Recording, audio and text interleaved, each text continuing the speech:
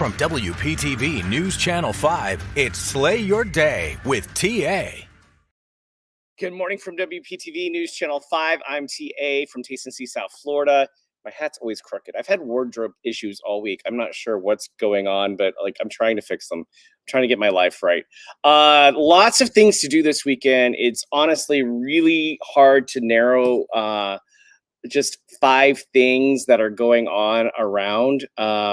But I do the first event. I'm a little nerdy about because I played this song in the newsroom. It's Shaggy. Yo, man. Yo, open up, man. What do you want, man? My girl just caught me. Did they catch you? I don't know how I let this happen. The girl next door, you know? I don't know what to do. So it wasn't you. Alright. Honey came in and she got me red-handed, creepy with the girl next door. And that's all the video I can play at this point because the rest is not appropriate. Shaggy's in town for the 18th annual Florida Jerk Festival. Now, this festival will star Grammy award-winning reggae superstar Shaggy. He had about 3 hits that we all know, but he's going to be the event is billed as the premier Caribbean food festival in Florida, and the Jerk experience is a foodie event from jerk chicken to jerk ice cream. And then there's a kids zone full of exciting games and bounce houses and carnival rides. Adults $35, kids $5. Prices increase at the gate. And that's tomorrow at the South Florida Fairgrounds from 2 p.m. to 11 p.m. And I played this song in the newsroom and everybody was bouncing along and just having a lot of fun with that. It's so retro. It's a lot of fun. Make sure you guys say in the comments where you're watching from so I can give you guys some shout outs on here. But anyway, that should be a lot of fun. And then also tomorrow is the Freedom 4-miler. It's a meaningful and memorable 4-mile run where all proceeds go directly to Gold Star families. It's a beautiful, meaningful, impactful race. As you go along, there's little fun facts about the person they're honoring this year. Your generosity at this event will buy Christmas gifts for 1,500 children of fallen soldiers. Liette works all year on this race and does a great job. And that's tomorrow as well. And you can still sign up, which is great. Bobby says, happy 4th of July. Yes, Bobby, you're right. Lauren says, good morning, West Palm Beach. Hello. Stacy says, North Palm Beach, good morning. Diana says, hello from Daytona. Rihanna says, hello from West Palm Beach. Good morning to you as well. So yeah, the Freedom 4-miler is tomorrow, and that's going to be a lot of fun. And then 4th on Flagler is back tomorrow. It's a little later. It starts at 7 o'clock. And we talked to Mary at the city, and here's what she had to say. Mary, so 4th on Flagler's back. That has to be exciting for your crew. Yeah, we are just so excited to be back in this great venue with our patriotic celebration on one of our country's most important days.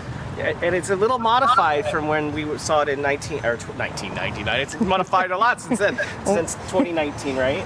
Yeah, so, because of the pandemic, we made some changes. We want to spread people out. We shortened the hours a little bit. We're from 7 to 10. And all the big elements are still part of 4th on Flagler, but we've spread things out and still going to have the fabulous fireworks, a stage of entertainment, and moving people up and down the road with some strolling entertainment, just try to keep people socially distanced and such. So last year the fireworks were in secret spots. Yeah, so last year we rolled with it. Actually, we're quite proud of the pivots that we were able to accomplish and keep the fun going. We had the fireworks from 2 undisclosed locations in West Palm and did a whole, virtual program to go along with it. So now we have 4th on Flagler back on Flagler Drive with, like I said, all the big elements from 7 to 10 p.m. 909 is going to be that beautiful, breathtaking fireworks display over, this vista that is unbelievable. I hear there's a fireworks shortage. Are we okay in West Palm? We are okay in West Palm. In fact, I didn't even know that. I know ours it's set apart and we're good. Yeah, Randy West on your partner station 97.9 WRMF. I heard that on the way here. I'm like, oh no! And then she goes, don't worry, 4th of Flagler's okay. Well, there's a shortage of everything right now, right? There really I'm is. not surprised.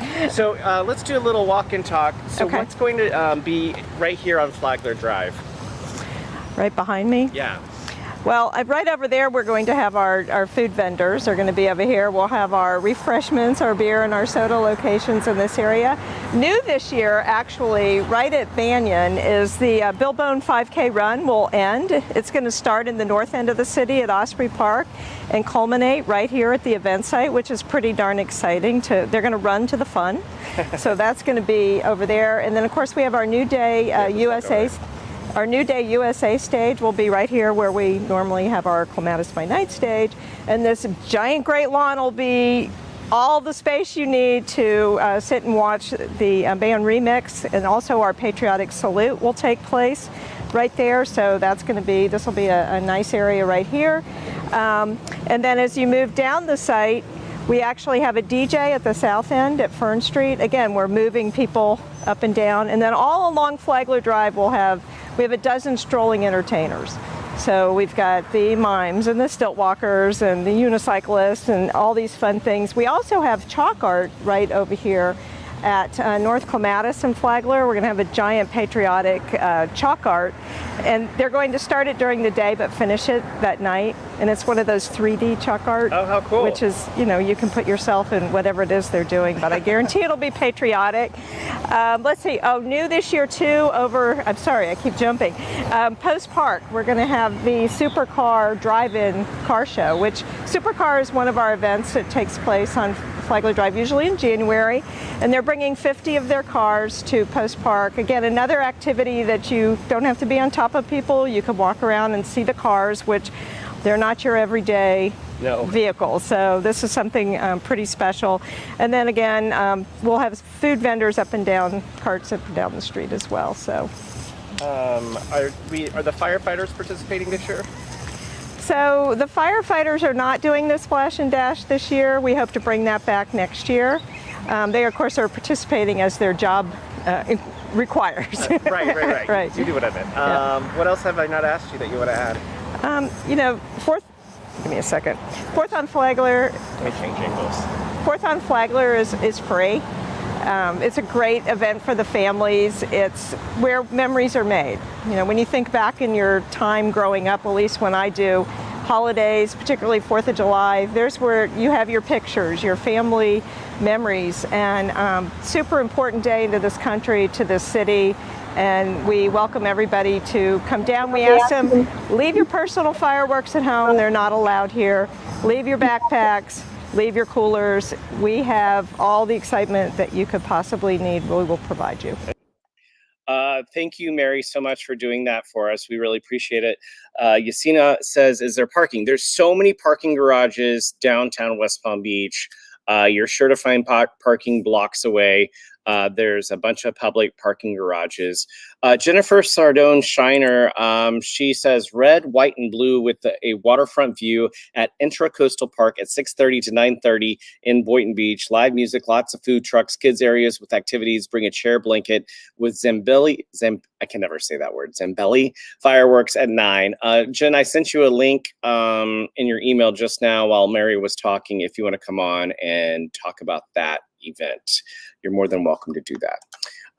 Okay, so let's move on to, let's see. Grant says, good luck. I always park over by Rosemary to avoid the traffic after it ends. I do the same thing. I can't stand the traffic. So I park far away, walk the 5 blocks down Clematis, and then I'm good to go. I do the same thing. That's so great. Going back to our list of 5 fun things to do this weekend, I went out to Lion Country Safari this week because they introduced 2 Eastern bongo antelopes to the safari. They're 1 and 2 years old, and they're relocated to Lion Country Safari from the zoo in Naples. And they're now on safari, but you can't just introduce a new species to the other species on the safari.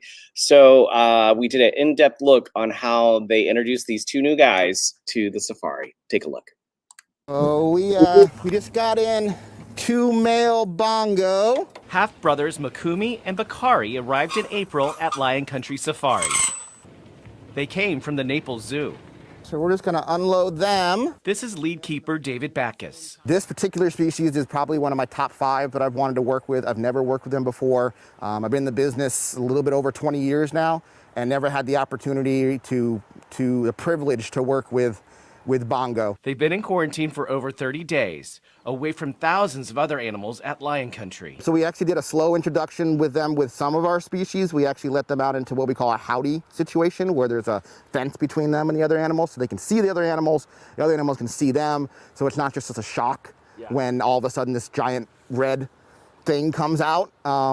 And these guys, honestly, this whole entire time have been the most chill antelope that I think I've worked with in a while at least. Today, they're going out onto the preserve to meet the other animals. For the last few weeks, they've been behind this fence. These guys have actually never seen other species of animal. So they've been cleared by our vets. Our vets think they look excellent. Hi, how you doing this morning? Yes, they are gorgeous. So this is Makumi. This is the younger of the two. They're gonna basically explore things. You gotta remember, everything's new to them. They've never been here before. They're coming from a completely different facility. They are bashful. So they're very shy animals, despite how they are with us right now. They are generally very shy and elusive. They don't really like to confront a lot of things, even each other. They don't really fight with each other. They need a little coaxing to come out of quarantine. Go ahead. Do you have any lettuce in your truck? Negative, I don't. I have some bananas, but I can go grab your lettuce if you need some. Bananas would work if you don't mind me stealing them from you. You wanna go out? Wanna go out? There you go, buddy. Why don't you go that way? Where are you going? If you want to just get his attention, you can chuck it out there. Bakari!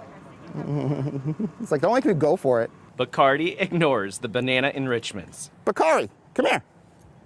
Hey, look. Bakari. Hey, look. Yeah, you don't even care about the bananas. You just care about the leaves. Hey, come on.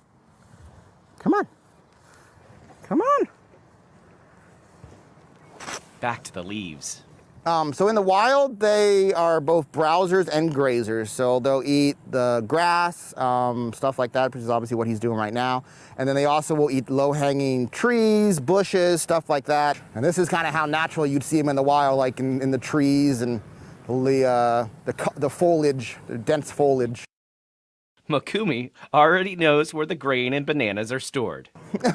I'm gonna steal them. The two naturally gravitate to the canopies on the safari.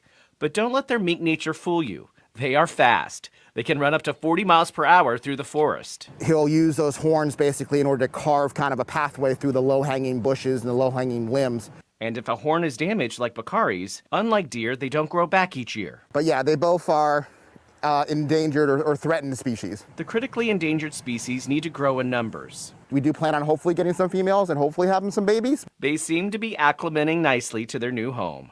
In Loxahatchee Groves, I'm T.A. Walker for WPTV News Channel 5.